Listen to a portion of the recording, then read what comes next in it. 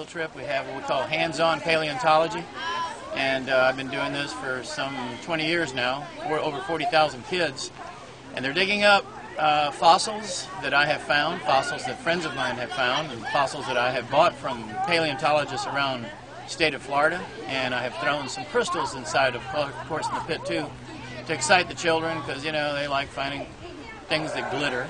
And that's how I got started when I was 8 years old anyway. I used to collect crystals, and from the crystals I went on to the fossils. So we have a lot of cool stuff in the pit from the early Ice Age until the Pliocene time period, which is 7-10 million years ago.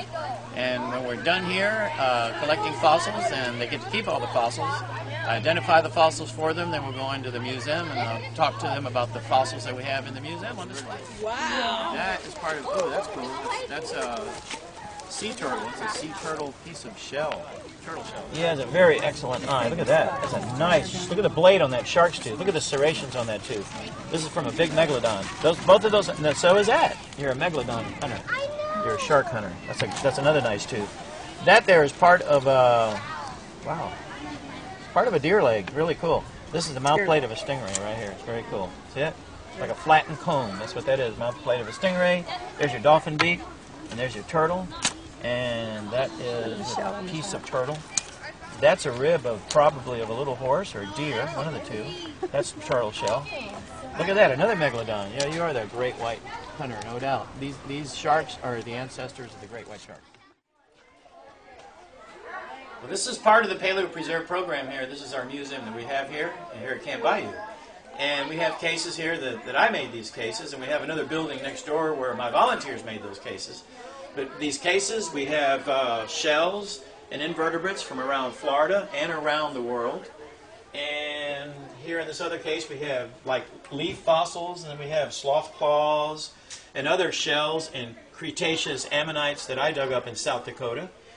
And of course, as you look around, you see all the pictures and photographs of fossils. I think it's really important, some of the photos that I've taken throughout my life of fossils. It's nice to see the fossils and correlate that with the pictures. And with giant beaver skulls here, and small little micro fossils, what we call small, tiny little fossils, and giant shark's teeth. We have a touch table here. Very cool touch table that the kids love. You get to touch a piece of petrified poop or touch a star, a meteorite. This was in the heavens many, many, many billions of years ago, floating around in the heavens, flickering. So I think it's really cool that it ended up here at Camp Bayou. And then we have another case here. We have fossils and crystals from around the world.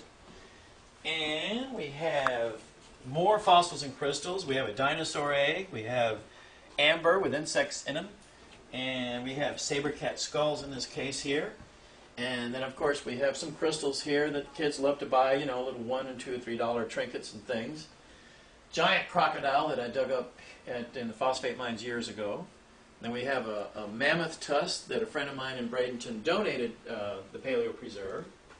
And we have giant pigs like this guy right here. And then this giraffe that I found in '79 in phosphate mines, the only skull known in the whole entire world.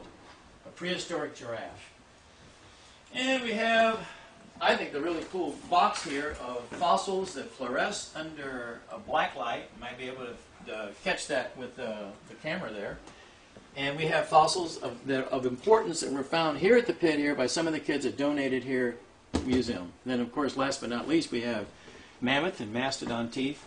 And then we have all the pictures and the news bulletins and magazines and photos of the big discovery we made here in 1983-84 at the Lycée Shell Pit.